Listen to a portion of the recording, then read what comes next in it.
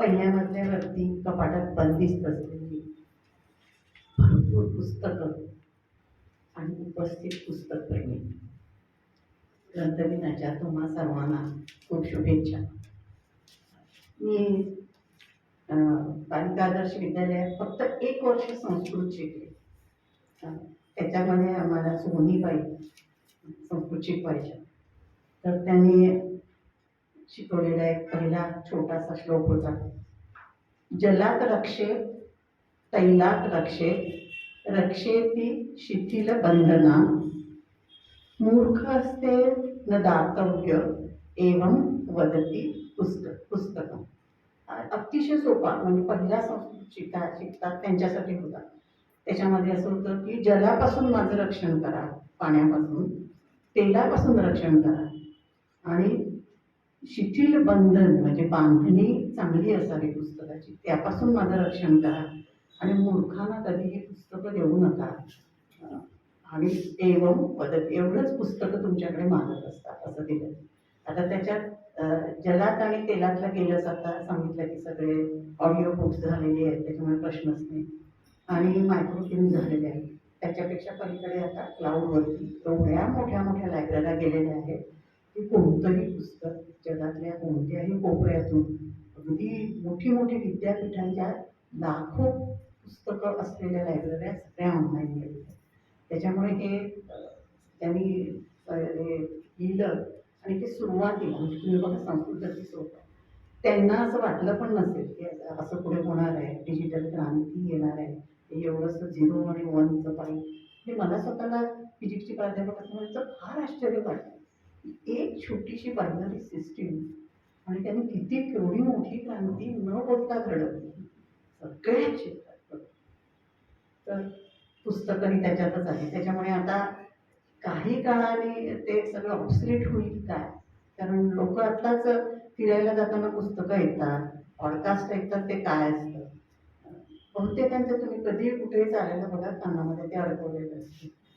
आणि त्यामुळे पुस्तकं ही आता खूप सहज, गाण्यासारखी सहज अवेलेबल. जोपर्यंत ती, म्हणजे मला आठवतं की मी शाळेत असू देत किंवा कॉलेजच्या काही वर्षात एखादं पुस्तक आलं की ते कुठे मिळेल, बेळगावच्या लायब्ररीत, आपल्या कॉलेजच्या लायब्ररीत आहे का पहिलं, मग इकडे, मग तिकडे, असे 5-6 ठिकाणी करून शेवट ते कसं कसं मिळवायचं. मग ते यांनी नेलंय, मग त्यांच्याकडे जाऊन विनंती करायची, जरा तुमचं लवकर परत करा. इतके उसाबऱ्या करून आम्ही पुस्तकं वाचत होतो. आणि आता या कशाचीही गरज राहिलेली नाही, कारण तुम्हाला किंडल जर तुमच्या स्वतःच्या त्याच्यावरच करून देतात. पण पुस्तकाच्या बाबतीत जितकी ज्या वेगानं साक्षरता वाढते त्या वेगानं वाचक वाढतायत का, मला तरी वाटतं नाही, खरंच आपण नाही करत. आणि दुसरं म्हणजे एक फोकस साहित्यापासून थोडासा प्रत्यक्ष घडलेल्या घटनांकडचं वार्तांकन नव्हे, किंवा लेखनांकित करणं, शब्दांकित करणं, इकडे थोडासा जातोय. सृजनशील असतं ते सुद्धा, पण प्रत्यक्ष घडलेल्या घटनांकडे वळतो आहे साहित्याचा मुख्य प्रवाहातला पहिला, असं वाटतं. त्याच्यामुळे त्याच्याबद्दल थोडीशी चिंता असं म्हणत नाही मी, पण वेळ काळ बदलतोय तसं सगळंच बदलणं आणि चेंजेस होईल. कॉन्स्टिट्यूटिंग हे जरी कितीही म्हटलं तरी थोडंसं वाटतं. आता शेक्सपियर राहणारच, त्याला काय वाटत नाही. कालिदास असेल, वाल्मिकी, शेक्सपियर राहणारच, त्याचं काही. पण तिकडे जायचा नव्या पिढीचा ओढा लेखनाकडे, ज्या वेगानं सुशिक्षितांची संख्या वाढते तेवढा काय मला वाटत नाही. आणि थोडंसं मला की वाचतात पुष्कळ मुलं, मी नाही म्हणत नाही, पण आता आमच्या शाळेमध्ये बघते मी बालिका आदर्शमध्ये बाकीच्या सणांच्या तुलनेनं ती बरीच आहे. पण म्हणजे वाचनाची संख्या जास्त वाचकांची लायब्ररीमध्ये आमच्या सतत मुली दिसतात. पण तरी सुद्धा ज्या अपेक्षा होती की सहज आम्ही असे धडपडत पुस्तक वाचावी लागत नाही, घरी जरी तुम्हाला आठवली तरी तुम्ही तर पुस्तक पेटी सुरू केली, एवढं सगळं करून सुद्धा त्या मानानं वाचक संख्या वाढत नाहीये. आणि त्याच्यामुळे काही काळाने तो फक्त ग्रंथपाल दिन असाच त्या दिवशीच हे हळूहळू तुम्ही बघता की बुक लव्हर्समध्ये पण मी काय वाचलं याच्यावरती सुद्धा किती उदासीनता त्याच्यात मी सुद्धा आले दिसते आपल्याला. हार्डली एखाद दुसरं पुस्तक दिसतं तिथे. तर हा ग्रंथालय दिनाच्या निमित्त तसा एक थोडासा विचार पहिला मांडायचा होता आणि माझ्या विषयाकडे जाते. कारण साहित्याचा हा एक वेगवेगळे प्रवाह आहेत आणि ते सगळे शेवटी मिळून एक विचार सागर म्हणा तुम्ही त्याला मिळतात. अनुवादाला अजूनही थोडस दुय्यम स्थान दिलं जातं. क्रिएटिव्ह रायटिंग हे सगळ्यात वरती असणारे काही वादच नाही, म्हणजे असायलाच पाहिजे कारण ते सृजन आहे. पण अनुवादानं किती सृजनाच्या वाटा तयार केल्या याच्याकडे एक पहिल्यांदा आपण एक छोटीशी नजर टाकावी असं मला वाटते. नंतर मी त्याच्यासाठी आपल्या अगदी अलीकडचं उदाहरण म्हणून साधारण 67 साली इरावती कर्वेबाईंची युगांत आली आणि ती मराठीमधली द्रौपदीला सर्वसामान्य स्त्री मानणारी पहिली कादंबरी. तोपर्यंत ते महाभारत आणि रामायण हे आपले जे दोन हे आहेत ते थोडेसे दैवी आहेत कारण त्याच्यामध्ये राम आणि कृष्ण आहे, त्याच्यामुळे ते आहे की नाही इतिहासाची पुराण आहे त्याच्यात मला काही राजकीय वादाकडे अजिबात पडायचं नाही. साहित्यकृती म्हणून त्या ग्रेट आहेत, त्याच्याबद्दल काही वाद नाही. फिलॉसॉफीच्या दृष्टीने रामाची काय फिलॉसॉफी असेल आणि श्रीकृष्णाची गीता तर काही प्रश्नच नाही, तोही वेगळा प्रश्न. पण त्यांना दैवी मानल्यामुळे त्यांची सगळी कॅरेक्टरायझेशन दैवी असंच होतं. इरावतीबाईंनी युगांतमध्ये पहिल्या द्रौपदीला स्त्री मानलं आणि ती कादंबरी लिहिली. ही कादंबरी 67 साली आली आणि मग जे ऐतिहासिक, तोपर्यंत ऐतिहासिक म्हणजे श्रीमान योगी आले, स्वामी आली होती, श्रीमान योगी आली होती, चालू होती, ऐतिहासिक कादंबऱ्या येत होत्या आपल्याकडे. पण हे पौराणिक पात्रांना माणूस म्हणून, आजच्या काळातला माणूस म्हणून, तुमच्या आमच्यासारखा माणूस म्हणून आपल्या नजरेनं पोर्ट्रे करणं ही मराठीमध्ये तरी इरावतीबाईंनी केली सुरुवात. तर मला ते त्याचं सशक्तीकरण की त्याच्यानंतर इतक्या ह्याच्यावरती पात्रावरती आलं. म्हणजे कन्नडमध्ये ते पुस्तक युगांत गेलं. सरस्वतीबाई गोरस म्हणून बाईंनी ते कानडी भाषेमध्ये दिलं आणि त्याच्यानंतर 1979 10 वर्षांनी परवा आलेली भैरप्पांची, जी अत्यंत गाजली आणि खूप छान पद्धतीने लिहिलेली आहे. त्यातली ती मराठीत आलेली आहे. तिकडे त्यांनी सर्व महाभारत, यांनी फक्त द्रौपदी घेतली आहे, सर्व महाभारत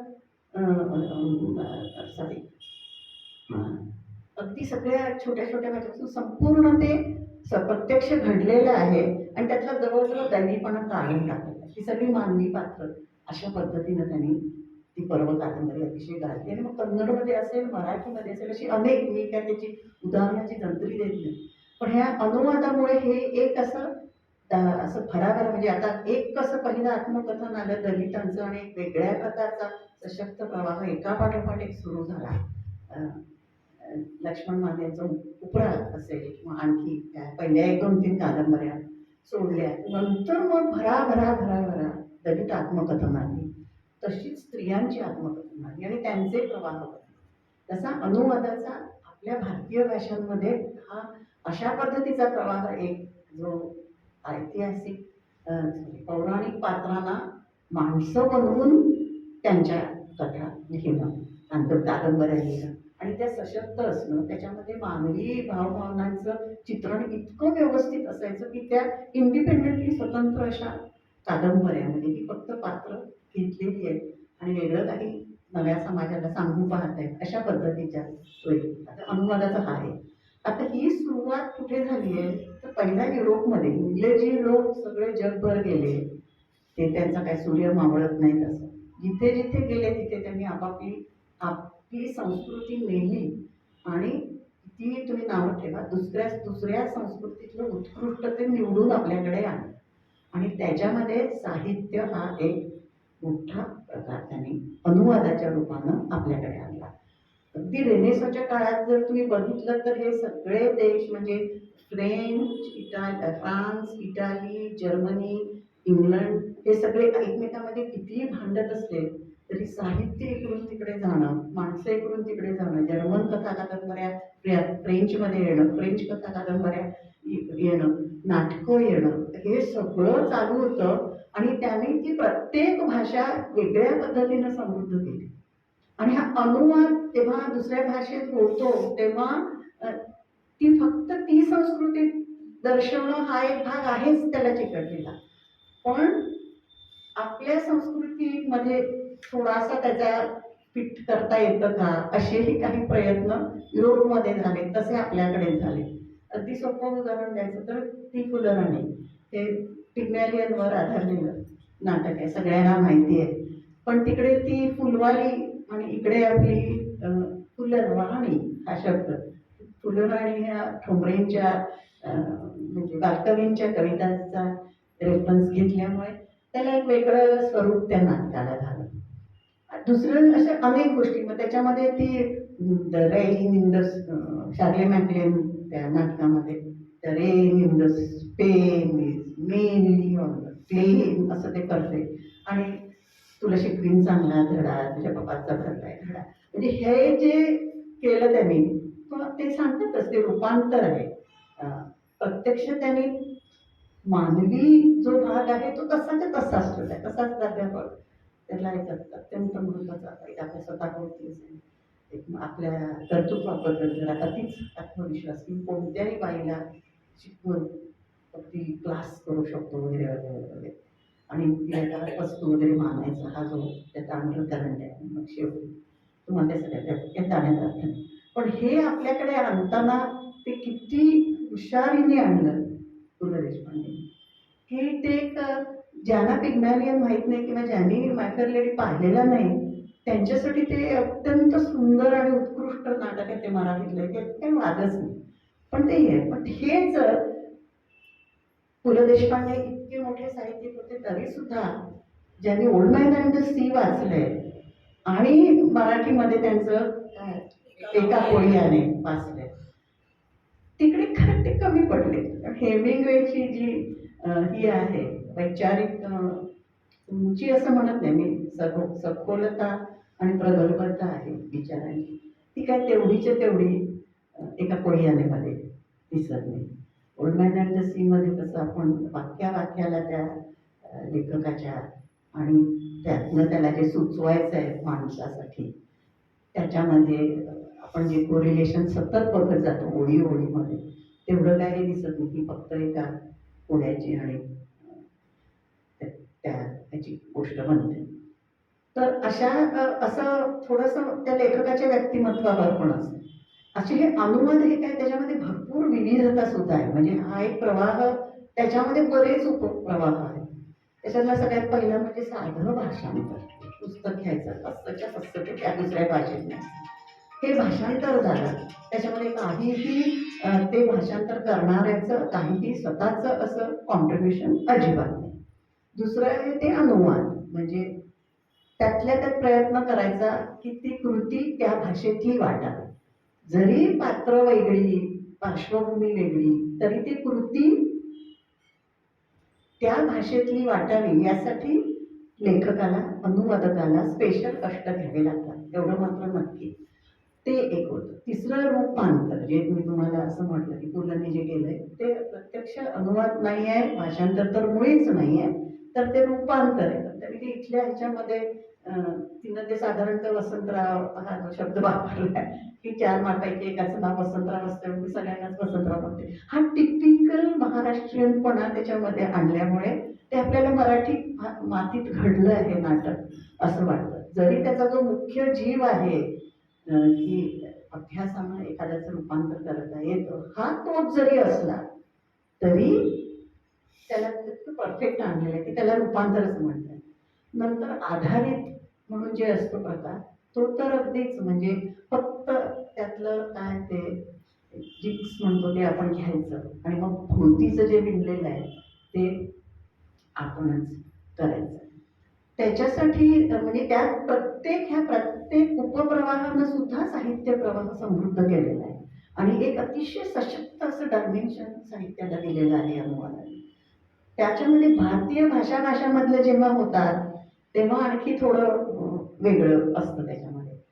पण दुसऱ्या परकीय भाषेतनं परकीय संस्कृतीतनं आलेल्या ह्याचा मी ते पहिल्यांदा हे केले आहे.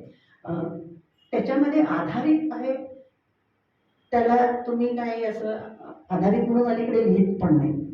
आता अलीकडे पूर्वी अशी कथा त्याच्या खाली आधारित किंवा लेख किंवा असं आता येतच नाही, कारण सगळं जणू काही ग्लोबलायझेशन तिथे सुद्धा झालेलं आहे. अगदी खरं सांगायचं तर सुरुवातीच्या काळात मी काही वेळा असं त्याला वाङ्मय चौरी असं म्हटलं तरी आत्ता मागे वळून बघितल्यावर वाटतं की कथा लिहायला जेव्हा सुरुवात केली तेव्हा उत्तम कथा वाचल्याशिवाय काय मला कथा या प्रकाराचा गाभा सापडणार नाही असं मलाच वाटलं. आणि मी एक साधारण 1-2 वर्ष नुसतं वेगवेगळ्या भाषेतल्या अर्थात इंग्रजीमध्ये जे जे ट्रान्सलेट झाले असे कथाकार वाचून काढले. आणि अर्थात त्याच्यात सर्वात मला आवडला तो चेकाव, माणसाच्या मनाचं. मग त्या चेकावची एखादी कथा घ्यायची आणि ती वाचायची आणि त्याच्यावरती हा जर नायक आणि नायिका आपले सोमवारपेठेतले असले तर ती कथा कशी घडेल असं करून मी काही कथा लिहिलेल्या आहेत. त्याला मी काय वाङ्मय चौर्य असं म्हणणार नाही, पण ते बीज मात्र नक्की घेतलेलं आहे. एक छोटंसं मी उदाहरण देते. इथे त्या कथेचा उल्लेख झालेला आहे म्हणून ती सोडून दुसरी घेतली. चेकॉवच्या 3-4 कथा अशा थोड्या बदलून आणलेल्या आहेत. एक कथा होती की त्याच्यामध्ये अत्यंत सामान्य रशियन जोडप आहे. ते अतिशय एका थंड अशा याच्यामध्ये राहतात. लॉटरीचं तिकीट असं त्या कथेचं नाव आहे. तर ते दोघं नवरा बायको आहे आणि ती बायको अतिशय सामान्य, म्हणजे रोज रात्री ती मुळ्याचं सूप करते आणि ब्राऊन ब्रेड घरी केलेला आणि तो अतिशय कंटाळलेला आहे. बायको पण तशीच वैतागलेली आणि ते दोघं मिळून काढतायत. एक मुलगा आहे तो पण तेवढाच सामान्य आहे, कुठेतरी असा जस्ट 12वी असं कामांकडे बघतो. त्याला काय करिअर करायचं. संपूर्णपणे गांजलेला मध्यमवर्गीय सामान्य माणूस, अर्थात 100-125 वर्षापूर्वीची. आपल्याकडे पण साधारण तसंच होतं वातावरण. आणि मग त्या बायकोला सवय असते की त्याच्यातले तो जे नवरा जे 5 पैसे देतोय ते 4 पैशात भगवायचा आणि 1 पैसा. ही तर अगदी टिपिकल मध्यमवर्गीय मराठी मानसिकता, कुठली भारतीय मानसिकता. नवऱ्याला 5 पैसे दिले की 4 पैसे खर्च करायचे आणि 1 पैसा अडचणीला ठेवायचा. त्यांनी 5 किलो तूर डाळ आणली की 2 मोठी काढून डब्यात ठेवायची. कशाला? आणि मग उरलेले महिना करायचा. म्हणजे ते ऐन वेळेला पाहुणे आले तर आपल्याकडे वरण कमी पडत नाही. इतक्या साध्या गोष्टी. तर ती मग काय करत असते की 2 ते 3 पैसे साठले की त्याचं एक लॉटरीचं तिकीट घेत असते आणि ते तिकीट घेऊन ठेवत असते. एकदा जेव्हा ती, आणि प्रत्येक वेळी तो पेपर एक यायचा रशियन पेपर, त्याच्यात ते लॉटरीचं ती लावून बघायची. आणि एकदा ते खूप कामात असते, नेहमीप्रमाणे ते मुळ्याचं सूप आणि तो ब्राऊन ब्रेड खाऊन नवरा पेपर बघत बसतो आणि तेव्हा ती म्हणते, हो जरा माझ्या आज लॉटरी फुटणार आहे, तुम्ही जरा बघता का म्हणून. हा ते काय तुला लागणार आहे, अगदीच आपले तुझे पैसे वाचवतेस आणि काय आपल्या आयुष्यात काही बदल घडणार नाही, असेच आपण एक दिवस संपून जाणार वगैरे. तर ती सांगते, सांग आकडे सांग. ती काहीतरी याद करत असते. तिकडनं बोलून सांगते की हा पहिला नंबर आहे, तो दुसरा नंबर आहे, ते तिसरा नंबर आहे, चौथा नंबर आहे. बघतोय तर ते 4ही नंबर जुळलेले आहेत आणि आणखी 3 नंबर असतात. त्याच्या पुढचा ती जुळतो, शेवटचे 2 राहतात. तेवढ्यात तिचं काहीतरी तव्यावरती करायचंय ते. 1 मिनिट थांबा हा, ती म्हणते आणि ती आपल्या कामाला जाते. पुढचे आकडे वाचून दाखवायच्या पूर्वी काय ते किचनमध्ये. आणि त्या 1 मिनिटात चेकवली संपूर्ण कथा लिहिली. की त्या 1 मिनिटात त्या नवऱ्याला वाटते की हिच्या कधी नव्हे हा हिचा नंबर लागणार आहे. तो वरचा आकडा बघतो तर किती ते 25,000 रुबल्स. तिला काय 1 लाख रुबल्स. 1 लाख रुबल्स मिळाले तर आपल्याला रोज मुळ्याचं सूप प्यायला नको. आपण अन्न कोबी चिकन खाऊ शकतो. आपण असं करू शकतो, आपण तसं करू शकतो. थंडीच्या दिवसात इथे हाडं फोडणारी थंडी, रशियाच्या काही भागामध्ये हाडं फोडणारी थंडी, मायनस तापमान, सतत बर्फ पडलेला, यातनं आपण जागी जाऊ शकतो. 10-12 हजार रुबल्समध्ये आपल्याला तिथे एक छोटंसं घर घेता येईल आणि मग तिथे जाऊन आपण राहू शकतो. असं ते एक तो इथे करतो. आणि नंतर त्याच्या मनात दुसरा विचार येतोय, पण ठीक आहे बायको आपल्याला 1,00,000 रुपये मिळाल्यावर विचारेल का? ते तिचे पैसे, मग ती काय करेल? मग आपण प्रवासाला जायचं आणि प्रवासाला ती कशाला सतत मुळ्याचा आणि मसाल्याचा वास येणार सोबत, कुठेतरी एखादी छान वासाची बाई, असे त्याचं सगळं इमॅजिनेशन सुरू होते. आणि नंतर हळू ती समोर येऊन बसते तिकीट घेऊन. तर हा तिला ते शेवटचे 2 नंबर विचारत नाही. त्याच्या मनात येते की खरंच हे 2 नंबर लागले तर काय होईल. आणि मग ती सांगते, अगं सांग पुढचे नंबर. तर ती सांगते, थांबा हो माझा चष्मा आणते. आणि ती म्हणते, अगं तुझे पहिले 6 जुळतायत, लवकर आण. तो काय करतो, ती काय करते, चष्मा आणायला जाते. जाताना आणि येईपर्यंत ते 10 बाय 10ची खोली पार, तिथे ते कुठे ठेवलेला असणार चष्मा, तिची शोधते. स्वयंपाक करताना चष्मा वापरायचा नाही, खराब होतो. टिपिकल गरिबीचं सगळं.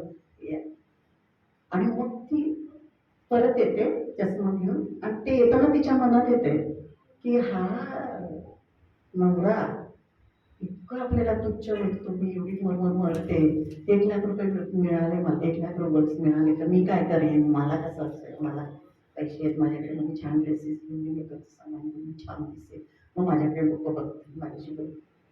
आणि ते दोघं त्या 1 मिनिटाच्या मध्ये किती पती पत्नी एकमेकांबद्दल अशा मनामध्ये असा उफाळून येणारा विखार काही वर्षांनी तो त्यातून उसळून बाहेर येतो. आणि नंतर ते शेवटचा नंबर जुळत नाही. आणि मग पुन्हा ती म्हणते, आता मुखशुद्धीसाठी काय ते नेहमीच आहे ते आणून देते. ही कथा सांगते, एवढीशी छोटीशी कथा. तिकीट फुकट, चेकआउट सगळा फुकट इंटरनेटवर अवेलेबल आहे. तुम्ही पुस्तक चेकआउट म्हणून स्टोरीज म्हटलं तर एका पाठोपाठ केलं. ही स्टोरी मी वाचली आणि म्हटलं तर ही कशी आणता येईल इकडे. आणि केला प्रयत्न मी की अशी, अर्थात ते लॉटरीचंच तिकीट घ्यायला पाहिजे, कारण त्यातनं म्हणजे मी स्वतंत्रपणे माझ्याकडे पैसे आले तर माझी वागणूक कशी बदलेल आणि माझ्या नवऱ्याची कशी बदलेल आणि बायकोबद्दल माझ्या मनात कसं, हे थोडंसं असं म्हणजे खूप दुष्ट असं वाटणारं, एकमेकांबद्दल किती आतमध्ये साठलेलं आहे ते बाहेर आणणार अशी ती कथा वाचताना छोटीशी 2-3 पानाची आणि ती घडते 10 सेकंदाने. इतक्या ताकदीच्या कथा. आणि ही आणायला मी किती प्रकारे प्रयत्न केले, पण नाहीच जमलं. अशीच एक दुसरी कथा जी आपल्या इकडे यांनी सांगितली होती, कोणी मेधा मराठेंनी इथे सांगितली होती. त्याच्यामध्ये तो सैनिक परत येतो आणि त्याच्या लक्षात येते की आपल्या बायकोचे दुसऱ्याबरोबर लफडा आहे. बंदूक आणायला जातो आणि बंदूक घेताना तिला ताटून ठार मारायचं. बंदूक माझ्यासाठी तिने व्यभिचार केलेला आहे, तिला जिवंत राहायचा काही अधिकार नाही. आणि मग तो ती बंदूक घेऊन येताना चेकाची गोष्ट की अशी माणसाच्या मनाची दाखवते. तर ते बंदूक घेऊन येताना वाटते त्याच्याशी बोलतो कसं पाहिजे. तर मग त्याच्या लक्षात येतं, अरे हिने आपल्या मुलांना जन्म दिला आहे आणि इतकी वर्ष मी बाहेर होतो. मग त्याला आठवते की आपण बाहेर जातो तेव्हा कधी कधी जेव्हा असह्य होतं तेव्हा एखाद्या स्त्रीची संगत शोधतो, तसं तिलाही होत असेल. मग तो म्हणतो की पटकन एकदा गोळी लागल्याबरोबर जीव देईल, पण तिचे हाल होऊ नये, पटकन जीव द्यावा. इथून त्याची सुरुवात होते विचाराची. आणि म्हणून मागे शेवटी तिच्यासाठी गुलाबाचं फुल नेतो, तिला क्षमा कर. ही कथा मला मराठीत आणावीशी वाटली. आजच्या काळाच्या संदर्भात तर मला बऱ्यापैकी घडू शकेल इथे सुद्धा अशी वाटते. समजा आपल्या बायकोचा व्यभिचार कळला तर आजचा मध्यमवर्गीय वेटूळ, त्याच्यावर एक चाहूल म्हणून नाटक आलं. चाहूल म्हणून एक मराठी नाटक आलं की त्याच्यामध्ये तो दोघं अत्यंत ताकदीचे कलाकार होते. मला आठवत नाही, मी पुण्यामध्ये पाहिलं ते नाटक. नाटकाचं नाव चाहूल आहे की हाऊ पुढच्या काळाची ही चाहूल आहे किंवा ते दोघंही नोकरी करतायत, पैसा कमवत आहेत, त्यांनी स्टँडर्ड ऑफ लिव्हिंग वाढलेलं आहे आणि ते आता कमी करता येणार नाही. मुलाला असं करायला पाहिजे, मुलीला असं करायला पाहिजे. आणि शेवटी तर तिला सांगतो की बॉस तिचा सांगतो की जर तुला हे प्रमोशन हवं असेल तर तुला माझ्याबरोबर इथे इथे यावं लागेल.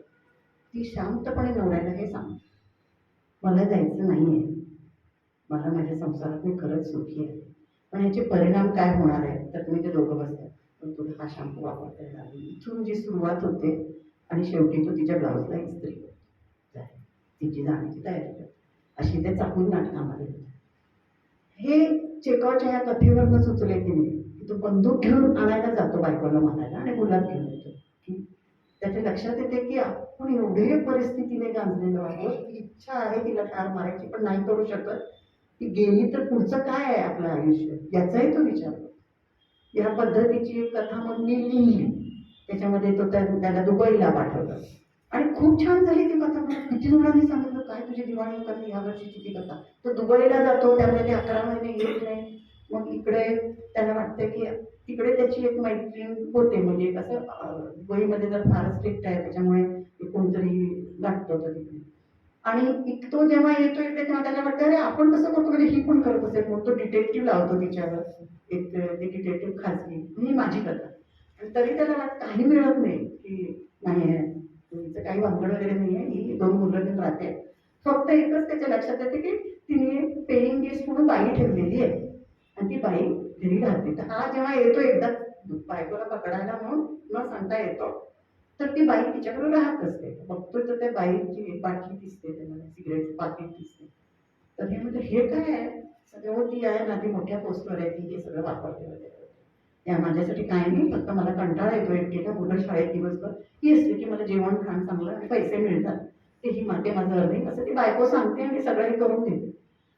तर त्याच्यानंतर काय होतं की तो नवरा एअरपोर्टवर जायला निघतो, तिकडे त्याला एक मित्र भेटतो आणि तो म्हणतो कसं चाललाय तुझा संसार, माझा संसार, नेहमीची मित्रांची. तर तो सांगतो अरे माझा कधीच डायव्होर्स झाला, माझी बायको ही निघाली, लेस्बियन निघाली. होय काय, काय नाव पण ते नाव असते ती ही बाई तिच्या घरात राहणार, अशी मी ती कथा केली. माझ्या मूळ कथेत होतं की चेकवची कथा डोळ्यासमोर, बंदुकीने मारायला जाणारा नवरा गुलाब घेऊन. पण मी त्याच्यामध्ये काय बदल केला की त्याला कळतं की आपली बायको आपल्याबरोबरही आहे आणि एका स्त्री बरोबर सुद्धा व्यवस्थित संबंध ठेवणे म्हणून तिची भानगड नाहीये, हे त्याला एअरपोर्टवर कळतं. मग त्याचा पहिला विचार काय येते की आत्ताच्या आत्ता हे तिकीट काय पोस्टपोन करावं, तिला जाऊन झाडावं, त्या बाईला घराबाहेर टाकावं आणि अशी ऍक्शन वगैरे घ्यावी लागली. आणि मग हळूहळू हळू तो शांत होतो. आणि 5 वर्ष आपल्याला इथे राहायचंय. तिची पुरुषाची भानगड असते तर किती बेइज्जती झाली असती. आता काय बेइज्जती होत नाही, तिने बाई ठेवून घेतली. आपल्याकडे काय होतं, कोण बायका राहिल्या तर लगेच लोक संशय वगैरे घेत नाही. जरी त्याला हे कळलं तरी तो शांतपणे सांगतो आणि शेवटी त्याला फोन करून सांगतो, आत्ता गेल्या गेल्या पहिले तुझे बदाम घेऊन मला पाठवायला पाहिजे. घरी बदाम वापरते स्वयंपाकात, ते दुबईला चांगले मिळतात, काय खजूर वगैरे. अशी ती कथा ही चेकॉच्या कथेवरनं घेतलेली आहे मी कथा. अगदी सरळ आहे पण ती संपूर्णपणे भारतीय आहे. असं मला वाटतंय की अनुवादातनं, हा अनुवाद नाहीये पण प्रेरणा जी मिळते जागतिक साहित्यातनं. आणि कारण माणूस शेवटी कुठल्याही साहित्यकृतीच्या केंद्रस्थानी माणूसच असतो. विशेषतः सृजनशील साहित्य आहे त्याच्या केंद्रस्थानी माणूसच असतो. किंवा जरी एखादं सप्तांतर सारखं नाटक कादंबरी घेतली व्यंकटेश माडगूळकरांची, तर ते सत्तांतर माकडांचं जरी दाखवलं तरी ते रूपक आहे. माणसांच्या सत्तांतरावरतीच ती कादंबरी आहे आणि ते सत्तांतर आता घडताना आपण आता महाराष्ट्राच्या राजकारणात बघतो. पण एनिवे मला त्याच्यात जायचं नाही. पण ह्या रोजच्या आपल्या आसपास घडणाऱ्या घटना असतात, तशाच त्या परदेशात घडतात. मग अनुवादानं काय होतं, हे सगळं साहित्य तुमच्यापर्यंत पोचतं आणि त्याच्यावरनं अनेक सृजनशील साहित्य जे 2 भाषातलं वाचतात आणि त्यांनी वाचायलाच हवं. फक्त माझ्या आसपास काय घडतंय तिथे लेखकाचे एका ठराविक मर्यादेपर्यंत समाधान होऊ शकतं. नंतर मग त्याला हळूहळू वैश्विक असं काहीतरी लिहून व्हायला पाहिजे आपल्या हातून, असं नाही. ज्याची कुवत असेल त्याचं होतं, पण निदान आपल्याला त्याचा आनंद घ्यायला यायला पाहिजे. त्याच्यावरनं मी काही ठरवून अशा कादंबऱ्या वाचल्या ज्यांना नोबेल प्राईज मिळालेली आहे. मग ती गुलाघारची बघायला होतं तर मला खूपच खूपच हे वाटलं कसं ते वेगळे वेगळे कामगारांना रशियामध्ये असं असं. आणि असंच असं कुटुंबापासून लांब राहून सगळी मोडतोड करून फक्त देशाची प्रगती जायचं परिस्थिती किती सुखी होती ना माणसं. मग त्या पद्धतीच्या अशा काहीतरी आल्या. नंतर कितीतरी अशा आपल्याला दिसतात त्याच्यात ती बाई कॅनेडियन तिच्या अशा कथा आहेत खूप कथा पहिली कथाकार जिला नोबेल प्राइज तोपर्यंत कादंबऱ्यांनाच मिळते. तर ती कथाकार आहे नंतर नाव आठवेल मला तिच्या कथामध्ये अशाच बायकांच्या कथा वाचल्यावर वाटायचं अरे ती बेळगावात घडू शकेल आणि नगरला घडू शकेल आणि यमकनवाडीला घडू शकेल अशी कथा. पण स्त्री ही सर्वत्र सारखीच. तशा ह्या वाचनानं आणि त्याच्यातनं घेऊन लिहिलेलं आहे ते खरंच अनुवाद आहे. त्या बाईंनी जे केलेलं आहे फार तर तुम्ही त्याचं रूपांतर म्हणा पण तो स्त्री स्वभावाचा जर्म आहे त्या कथेमधला किंवा त्या कादंबरीमधला तो तसाच्या तसा इतर भाषेमध्ये. आणि मग माझ्या लक्षात येते की खूप मोठ्या मोठ्या लेखकांच्या मी जेव्हा कथा वाचते तेव्हा मला असं कुठेतरी मोपासा कुठेतरी ओ हेनरी कुठेतरी चेकाव तर सगळीकडे दिसतो. तुम्ही जर व्यवस्थित कथा विश्वराम कोल्हाटकरांचे 12 खंड वाचले जे मी वाचले मराठी कथेबद्दल समजून घेण्यासाठी त्याच्यामध्ये तुम्हाला अशा कित्येक दिसतील की हे तिकडनं पाश्चात्याकडनं प्रेरणा घेतलेलं आहे आणि मग नंतर ते तुमचंच सृजन आहे. पण जे इन्स्टिगेशन होतं ते एक खूप मोठं अनुवादाचं कॉन्ट्रीब्युशन आहे असं मला वाटतंय की परदेशी लेखकांच्या कथा आपल्याकडे आल्या तर त्यातून आपल्या परिस्थितीशी अनुरूप अशी आपल्याला चित्र दिसायला लागतात आणि त्याच्यावरती आपल्या हातून लेखन होतं सृजनशील लेखकाकडे. त्याच्यामुळे अनुवाद हे खरंच साहित्याला अनेक अर्थाने पहिलं ते साधा अनुवाद म्हणून करतच करतं. जगाच्या कानाकोपऱ्यात कुठे काय घडतंय याबद्दल आपल्याला सांगतं पण त्याच्यापासून इतर अनेकांना प्रेरणा मिळते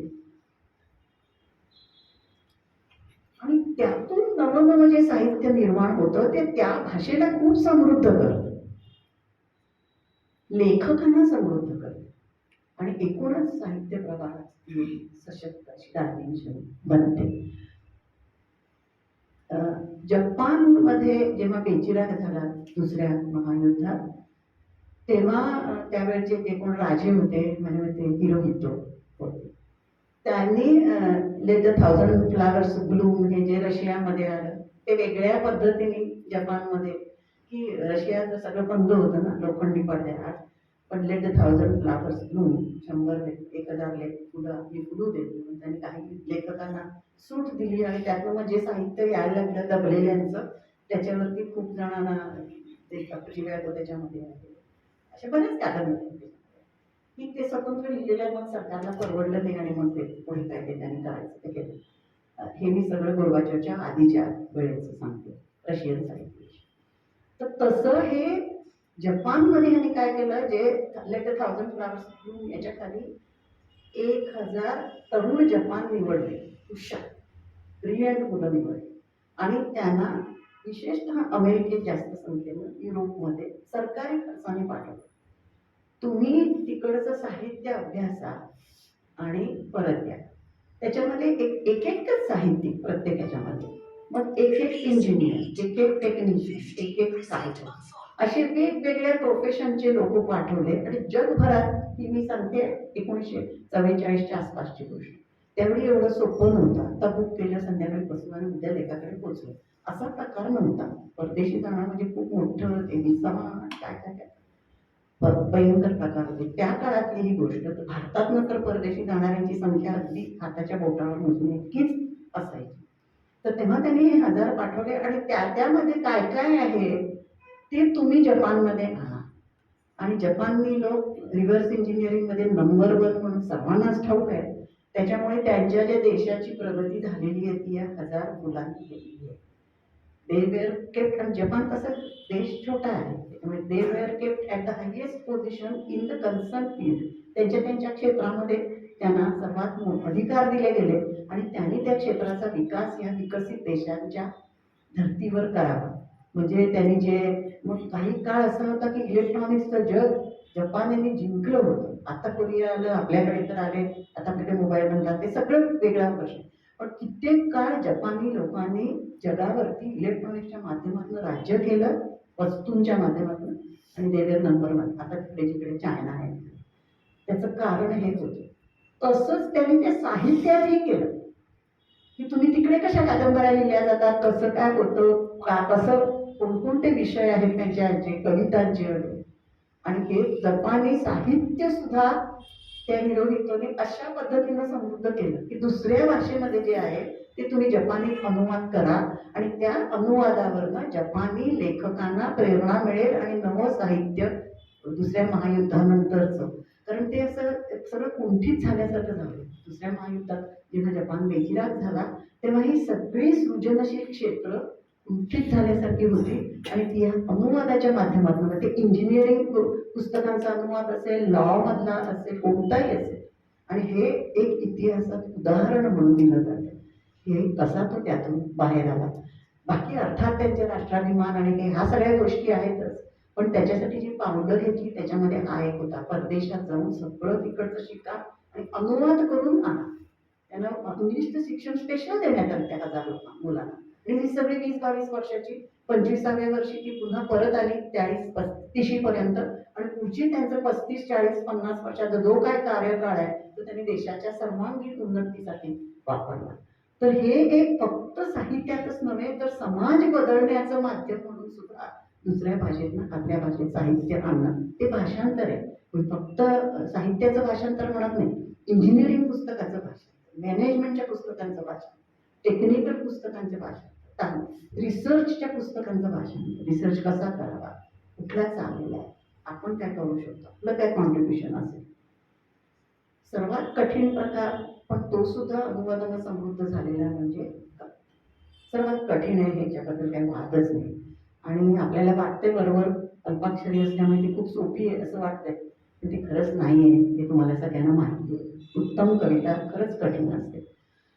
कवितेच्या बाबतीत तर इतकं कठीण जातं की असं एक छोटंसं उदाहरण म्हणून सांगते तुम्हाला. ओमर खय्यामच्या सगळ्या कविता हिंदीमध्ये हरिवंशराय बच्चननी आणल्या. ओमर खय्याम पहिला खरंच कठीण असतं. त्या माधव जुलियननी पण काही त्यांच्या आणलेल्या आहेत, पण त्या आमच्या कॉलेजमध्ये असताना एक आम्हाला शिकायला होती, त्याच्यामध्ये ते त्या तरोतळी तो सुरई एक आहे ना, ती ओमर खय्यामची स्पेशल रूप आहे.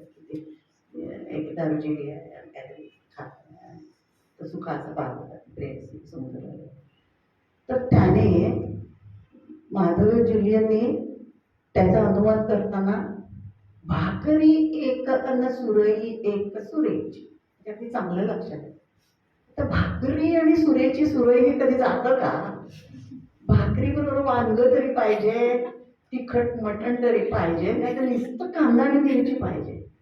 त्याच्याबरोबर सुरं आणली त्यांनी आणि रुबाई पूर्णपणे माझ्या दृष्टीने ते काय मला वाटलं की ते नाही पकडू शकेल. पण जो हरिवंशराय बच्चनने पकडलाय ते मधुजादा आहे, ती खरं तर त्यातल्या बऱ्याचशा रुपये घ्यायच्या तर, आणि त्यांच्या स्वतःच्या पण अर्थात उत्कृष्ट कविता आहे. पण आपली प्रेरणा ओमर खय्याम आणि रुमी आणि गांधी हे होते, हे ते सरळ सांगायचे, कारण ते त्यावेळी खरंच जागतिक साहित्यामधल्या कवितांमध्ये थोडीशी फिलॉसॉफी घालायची आणि थोडा मानवीपणा तर कमालीचा, आणि संबंध, प्रेम भावना, या त्यांच्या ज्या सगळ्या स्पेशालिटीज होत्या त्या सगळ्या स्पेशालिटीज ती तिकडच्या कवीमध्ये ओतप्रोत अशा भरलेल्या होत्या. परिस्थिती असेल काही असेल, पण असं होतं. ते उमर खय्यामच्या ज्या रुबाया त्यांनी आणल्या हरिवंशराय बच्चननी, त्यांना फारसी तितक्या चांगली येत नसावी, कारण त्यांनी ते इंग्लिशमधून मराठीत आणली. म्हणजे जे युरोपियन लोकांनी पहिला फारसीतून इंग्लिशमध्ये नेल्या आणि नंतर इंग्लिशमधनं बच्चन साहेबांनी त्या हिंदीत आणल्या. तर हे जे ब्रिटनचे समीक्षक आहेत, आणि ओमर खय्यामची तर आता हेच आहे, म्हणजे सीट आहे शेक्सपियरसारखी. जगभरात जे ओमर खय्यामवर काम करतात त्यांचे असोसिएशन काइंड ऑफ, शेक्सपियरची कशी नाटकं कोणत्याही रूपाने आणतात करतात, त्यांचं एक थोडंसं हे असतं, तसं ह्या ओमर खय्यामचे. तर ते सगळे समीक्षक त्यांनी सांगितलं की इंग्लिशपेक्षा हरिवंशराय बच्चनची हिंदी अत्यंत उत्तम झालेला आहे. आता ज्याने ते इंग्लिशमध्ये नेलं त्याची ताकद कमी पडली की आमचे बच्चन साहेब अधिक ताकदीचे निघाले, की पर्शियन संस्कृती आणि भारतीय संस्कृती एकमेकांच्या जवळ आहे म्हणून हा अनुवाद सरस झाला. आणि काही काही ठिकाणी तर त्या समीक्षकांनी, त्या ब्रिटिश समीक्षक आहे आणि त्याचे काहीतरी देतात ते उमर खय्यामच्या नावाने, कुठल्या दुसऱ्या भाषेत गेलं तर तो बच्चन साहेबांना मिळाला बहुमान. तर त्यांनी सांगितलं की काही काही ठिकाणी त्यांनी उमर खय्यामच्या विचारांवर प्रकाश टाकलेला आहे. म्हणजे ही अनुवादामध्ये एक साधा अनुवाद आणि थोडासा तुमचा प्रकाश टाकून केलेला अनुवाद लेखकाचा, अनुवादकाचा. कारण अनुवाद म्हणजे असं म्हटलं जातं की एका कुपीतलं दुसऱ्या कुपीत वास न उडू देता भरता यावं. हा जो जो भाग होता तो त्याच्या संदर्भात हे असं म्हटलं गेलं की बच्चन साहेबांनी आणखी ते चांगल्या केल्या होत्या या काही काही सगळ्या. कारण त्यातली जी फिलॉसॉफी होती ती इतकी जबरदस्त आहे, त्या रुमीची असेल किंवा ह्यांची असेल, गरीबची असेल, खरोखर आपल्याला आणि शब्दाची नजाकत वगैरे हे सगळ्याच्या सगळं आणणं इंग्लिशमध्ये तर अत्यंत कठीणच आहे. तर मी इथे तुम्हाला अगदी माझा अनुभव म्हणून सांगेन की मी बहिणाबाई जेव्हा इंग्लिशमध्ये न्यायला गेले तेव्हा टोटली किती विकार झालंय. मला चांगलं मराठी कळतं, मला बऱ्यापैकी इंग्रजी येतं, तरी सुद्धा एकही कविता, एकही बहिणाबाईच्या तोडीची इंग्लिशमध्ये नेता आली नाही. पण मी जेव्हा त्या पुरोहित सरांना पाठवल्या की जे गुरु आहे मुंबईला, आता ही नो मोर पण त्यावेळी होते, पुरोहित सरांना पाठवल्या तर ते म्हणाले खरंच चांगल्या झाल्या, याच्यापेक्षा ते इंग्लिशमध्ये आणखी चांगल्या होणं शक्य नाही, तू जरूर पुस्तकाच्या मागे लाग. म्हणजे मला वाटत होतं की कसं ती जसं गैराला शेत असं शब्द वापरते, बीज कसं तलावरून वर आलं मातीतून, तर माती जणू असे आपल्या अंगावरती काटे येतात ना गहीवरून, ती गह्यरल शेत कसा तुम्ही इंग्लिशमध्ये वापरणार शब्द. ते येतंय छोटं छोटं म्हणे ती मखमल दिसते वगैरे, हे थोडंफार तरी नेता आलं. साधा संसार हा शब्द मला इंग्लिशमध्ये नेता आला. संसार, अरे संसार संसार, बहिणाबाईची कविता, तो अरे संसार संसार विरुक्ती केल्यामुळे त्याला केवढं वेटेज आलेलं आहे की तो अरे संसार संसार, अरे अरे संसार, ह्या दोन्ही मधल्या हजार भावनाच्या शेड्स तुम्ही संसार या एका शब्दातून दाखवू शकता. त्या शब्दाला काय इंग्लिशमध्ये सांगा बघूया तुम्ही, केलं इंग्लिश वाचणारे करणारे जोगळेकर साहेब, सुचतंय काय? नाही सुचत. परफेक्ट संसारला शब्द नाही. मग मी काय केलं, ओ धिस संसार म्हणून लिहिलं. एक पान इंग्लिशमध्ये भारतीय संसार म्हणजे काय हे यशस्वी प्रयत्न केले. कारण ते खरंच नाही शक्य. कितीतरी तिच्या अशा जे आहेत आता अयशस्वी संसार, काय अयशस्वी संसार, अयशस्वी संसार, अयशस्वी संसार, हा अयशस्वी संसार. आणि खरंच आपल्याकडे आता त्याच्यानंतर मी या संसार या शब्दाचा जेव्हा विचार करायला लागले तर किती अर्थांनी वापरला जातो. त्याच्यामध्ये हिंदीमध्ये तरी देखते रे संसार की हालत, म्हणजे सगळे युनिवर्स हे संसार, क्या हो गई भगवान कितना बदल गया. आणि आपल्याकडे ही बहिणाबाई म्हणते संसार संसार, त्याचा काढल्याचा येल एका बाजूला करू लागलं तरी दुसरं काकडी खीर तरी एका टोकाला काय तर दुसऱ्या टोक गोड आहे म्हणायचं आणि खायचं, असं ते तिचं आहे. संसाराला लोटा म्हणू नये वगैरे. जसा तवा चुल्यावर आधी हातात ते तुम्ही as a stove on the असं वगैरे सगळं काय काय ग्रिड ऑन द स्टोव असं काय काय केलं नाही, पण तसा तवा चुल्यावर म्हणजे तुम्ही स्वतः त्याच्यावर नाहीच होते. पण अर्थात तिचे विचार जातात की आपलं जे डे टू डे आयुष्य आहे हे प्रत्येकाने जर महत्वाचं मानलं तर आयुष्यातले कितीतरी दुःख कमी होतात. हा जो तिचा विचार आहे तो इंग्लिशमध्ये पोचला. पण त्या कवितेला तिने जी साधी सोपी एकही शब्द, माझ्या मते तिचा शब्दसंग्रह 1200च्या पलीकडे नसेल त्या सगळ्या कविता, पण काय ग्रेट फिलॉसॉफी मांडली आहे तिने एकेका कवितेतून. ती फिलॉसॉफी जरी नेता आली की माझं गीता भागवत पावसाचं सामावत मातीमध्ये उगवत, 4 शब्द आहेत. माझ्यासाठी पांडुरंगा तुझं गीता भागवत पावसात सामावत मातीमध्ये उगवत. आपल्या रोजच्या आयुष्यात आपल्या जगण्याची फिलॉसॉफी शोधायची ताकद त्या बाईमध्ये आहे. ती मला तिच्या इतक्या तीव्र शब्दात नेता आली नसली तरी प्रत्येकानं हा संदेश नक्कीच जातो ना. तुम्ही जे काम करताय त्याच्यात तुम्ही तुमच्या आयुष्याची फिलॉसॉफी शोधा, ते उत्कृष्टपणे करा, त्याच्यात काय काय करायचं ते करा, तुमची जी स्वतःचं जे आहे ते त्याच्यामध्ये होता वगैरे वगैरे. हे सगळं जरी झालं तरी तो अनुवाद माझ्या मनासारखा झाला नाही, पण त्याला खरंच 2-3 लेख आले त्याच्यावरती. लोकसत्ता महाराष्ट्र टाइम्समध्ये सुद्धा सगळ्यांनी म्हटलं की अनुवाद चांगला झाला आणि मला खुश झालं, कारण ती टोचत होतं मनाला की काय मी तुथडा केलाय हिच्या शब्दांचा. पण असं हे कवितेच्या बाबतीत मात्र नक्कीच होतं की एक्झॅक्टली तसंच्या तसं लिहिता येत नाही, वाक्प्रचार नसतात, काही कितीतरी गोष्टी असतात. काही काही बाबतीत मात्र उलट मी याचं एक दुसरं उलट उदाहरण देईन की अग्निपंख करताना कलामांनी त्यांना ती हैदराबादचं DRDOची जमीन दिली. नुसता दगडाने भरलेला डोंगर होता आणि तिथे तुम्ही DRDOचं ऑफिस काढायचं आहे, जिकडे ती 5 क्षेपणास्त्र आहेत, अग्नी, आकाश, वायू, नाग, त्रिशूल. त्याची लॅबोरेटरी आणि संशोधन केंद्र इथे असणार आहे म्हणून त्यांना दाखवलं. हा पूर्ण दगडाने भरलेला डोंगर ही तुमची लॅबोरेटरी असणार आहे, कामाला सुरू करा. ते सगळे सँक्शन करणाऱ्या अथॉरिटीज त्या हैदराबादच्या गेल्या आणि हे आपले ते बघत राहिले. हैदराबादच्या आसपास असे दगडाने भरलेले डोंगर आहेत, चित्रदुर्गला कसे दिसतात तसे. आणि हे एवढे हे दगड हे मी काढणार कधी, ते बिल्डिंग कधी बांधणार, ते कधी प्रयोगशाळा बांधणार आणि कधी हे बांधतो, कसा त्यांच्या छातीवर दगड आला असेल हे माणसाच्या. जोरात सांगितलं होतं आपण करूया, देत नाहीत ना आपल्याला अमेरिका, मी माझ्या देशात माझी तरुणाई हे सगळं करून देईल असं त्यांनी म्हटलं होतं. ते त्यांनी खरं केलं, म्हणजे 20 वर्षात खरं केलं म्हणूनच त्यांना भारतरत्न मिळालेली आहे.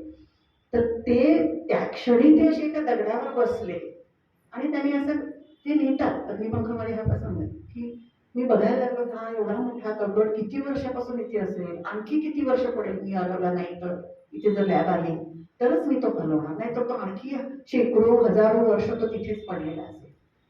अशातनं मी काय चैतन्य अग्निबाणांसारखे काढणार आहे असं ते विचारात लागले. ते थोडेसे फिलॉसॉफिकल याचा घेणंच माहिती. आणि मग नंतर ते म्हणाले अरे हा कुठे शांत आणि दगड आहे, हा एक कॅल्शियम कार्बोनेटचा गोळा आहे, कॅल्शियम कार्बोनेट आणि सिलिकॉन ऑक्साईड आणि काय मिक्स केलेला आहे. मग त्यात कॅल्शियम आहे, कार्बोनेट आहे, ते एकमेकांशी कसे बांधलेले आहे.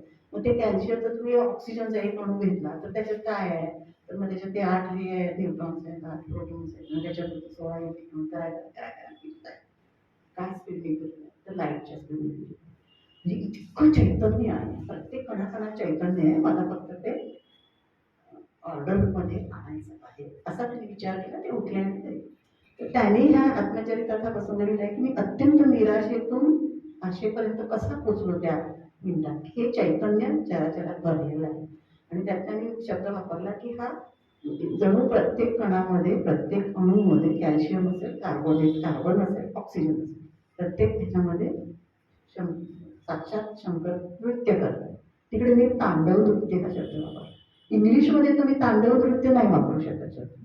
इंग्लिशमध्ये तांडव नृत्य जर एक TANDAV घातलं तर ते कोणाला समजणार आहे त्याचा रेफरन्स.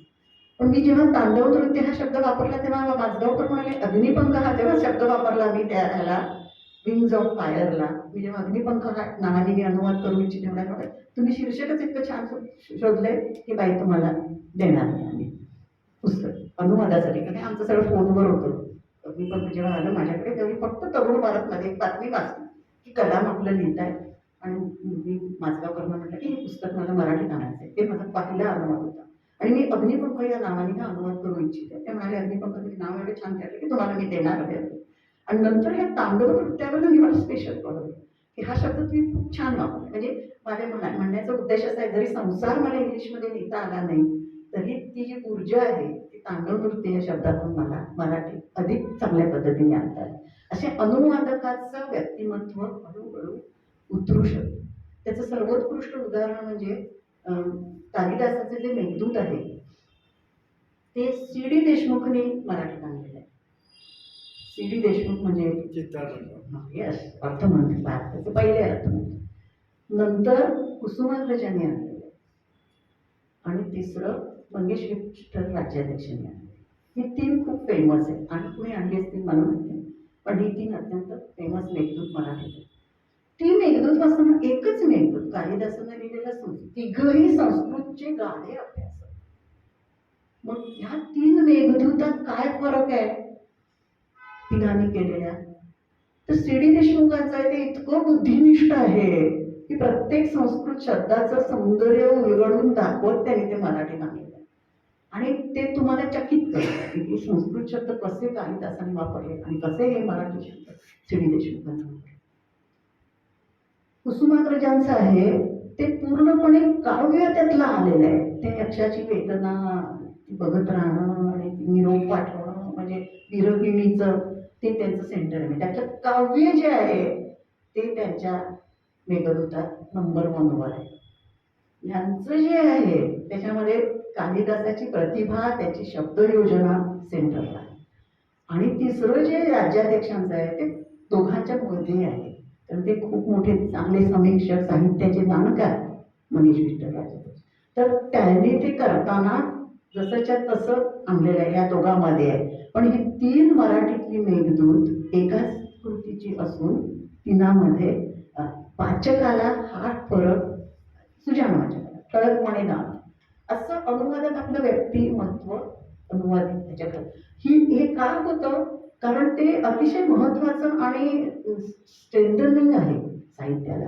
आता ही तीन मेघदूत जर वाचली तर त्या तीन अनुवादकांची व्यक्तिमत्व त्याच्यामध्ये उतरली तसं दिसतं. आता पुण्यामध्ये 2-3 हे आहेत, त्याच्यामध्ये अगदी सर्वात साधा म्हणजे मेहतांचा टी क्लब आहे, ट्रान्सलेशन क्लब. तर त्यामध्ये सतत अनुवादावर चाललेलं असतं. नंतर दुसरं आणखी एक नवरा बायको होते, महाजन म्हणजे जुन्न माझ्या नजरेत पण ते विद्याधर महाजन. त्या दोघांनी केल्याने भाषांतर म्हणून एक मासिक, त्रैमासिक चालू केलं होतं. काही काळ मी त्याची मेंबर होते आणि काही कथा मी त्यांना करून दिली. त्यामध्ये काही असे प्रयोग केले की एकच कथा घ्यायची आणि ती तुम्ही सगळ्यांनी करा म्हणायची, 4 ते 5 अनुवाद करा आणि खरंच त्याच्यामध्ये फरक द्यायचा. म्हणजे हे फक्त कालिदासाचं मेघदूत आणि नाही तर साधी तुम्ही कोणाचीही कथा घ्या परक्या लेखकाची, तर त्या अनुवादकाचं व्यक्तिमत्व त्याच्यामध्ये उतरतं आणि जसं ते साहित्याला दान मिळतं तसं त्या अनुवादकाचा सुद्धा लेखक म्हणून प्रवास थोडासा पुढे जातो. या अर्थानं मी ही सशक्त नीती की लेखकांनाही घडवते, अनुवादक आणि जे स्वतंत्र लेखन करतात आणि अनुवाद करतात. माझ्या तरी असं लक्षात आलं की अनुवाद करता करता माझी शब्दांची जाण वाढते आणि नेमके शब्द शोधण्याच्या नादात एक प्रकारे आपल्याला जे सांगायचे ते शब्दात कसं पकडायचं त्याचा रियाज होतो आणि स्वतंत्र लेखन करताना तो रियाज अतिशय उपयोगी पडतो. त्या अर्थाने अनुवाद ही साहित्याला मोठं करतेच, अनुवादकाला मोठं करते, स्वतंत्र लेखकाला सुद्धा त्यातून बरंच काही शिकता येतं. आता अगदी शेवटाकडे तर वेळ झालाय, शेवटाकडेच येते. चांगला वाचक, इथे सगळे चांगले वाचक आहेत म्हणून मी सांगते, खरंच चांगला अनुवादक बनवू शकतो. का म्हटलं तर तेथे स्वतंत्र प्रतिभेचा फारसा प्रश्न नाही. वापरली तर आनंदच आहे, पण नाही वापरली तरी सुद्धा एक भाषा, आपण त्या दोन्ही भाषेवर प्रभुत्व असायची काही गरज नाही.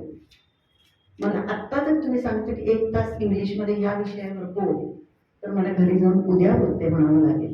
मला त्याची प्रिपरेशन पाहिजे. जरी मला वर्षानुवर्ष इंग्लिशमध्ये व्याख्यानातून फिजिक्स शिकून सवय असली तरी. मग ही इंग्लिश भाषेची फक्त समज असायला पाहिजे. सगळं आपल्याला इंग्लिश नीट समजलं तरी पुरेसं.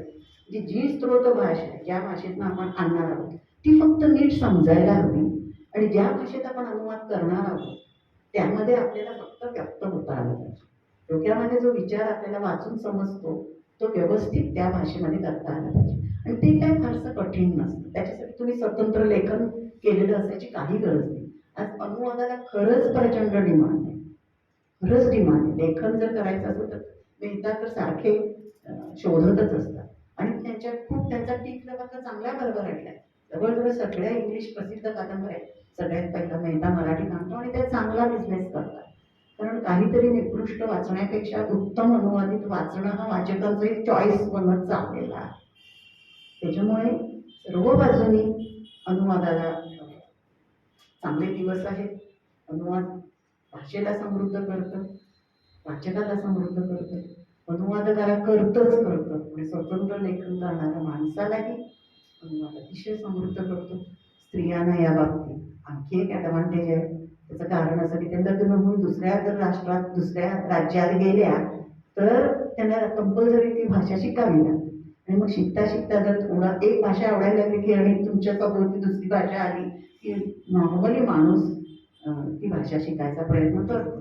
त्याच्यामुळे बायकांना ते इकडे तिकडे आणि घर बसल्या परत त्याच्यामध्ये बऱ्यापैकी आर्थिक हे सुद्धा म्हणजे मी माझं उदाहरण सांगते. गेली 25-30 वर्ष मी लिहिते आहे. माझ्या स्वतंत्र लेखनाला खरंच आज 100 ते 110 रुपये पर पेज यानं मला मानधन मिळतं. पण अनुवाद 110 ते 120, कधी कधी जर कठीण सायन्सचं पुस्तक असेल तर पर पेज 130 रुपये सुद्धा देतात. म्हणजे पैशाच्या दृष्टीने सुद्धा स्वतंत्र लेखनापेक्षा अनुवाद तुम्हाला हमखास नक्की फक्त त्याच्यामध्ये लेखनाची कष्ट आहे ते करायला पाहिजे.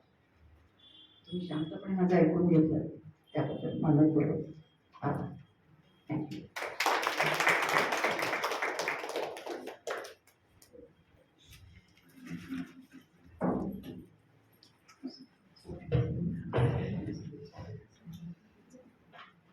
नमस्कार मंडळी, एक सुंदर व्याख्यान आज आपल्याला ऐकायला मिळालं.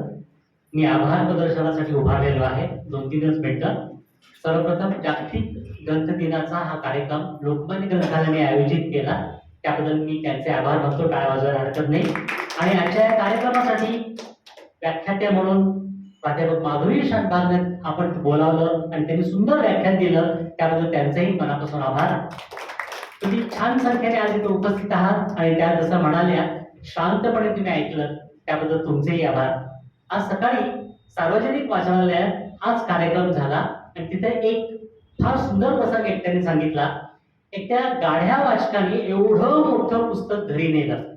15 दिवस तो पुस्तक वाचत होता. बायकोनी कुतूहलाने त्याला विचारलं, म्हणे काय वाचताय तुम्ही? तुम्हाला फार सुंदर पुस्तक आहे, मला अजून समजतच नाहीये या पुस्तकातली मूळ व्यक्तिरेखा कोण? बहुतेक ती सगळी व्यक्तिरेखा गुप्त आहे. मग आणखीन काय आहे त्या पुस्तकात? प्रत्येक शब्दाचा अर्थ दिलाय हो त्या पुस्तकात. तुम्हाला कळलं असेल, हा शब्दकोश तो घेऊन गेला होता, कारण एवढं मोठं पुस्तक होतं. म्हणजे गीतांजलीचा अनुवाद झाला म्हणून रवींद्रनाथ ठाकूरला नोबेल मिळालं. आणि आजकाल जे अनेक सिनेमे येत आहेत, तेलुगू मधले हिंदी, हिंदी मधले इंग्लिश मध्ये, हे सगळे अनुवादाचेच प्रकार आहेत. उदाहरणार्थ बाहुबली वगैरे, ते आपण सगळे एन्जॉय करतो. हा कार्यक्रम अत्यंत सुंदर झालेला आहे. आपण आता चाय पे चर्चा करणार आहोत. खूप खूप धन्यवाद.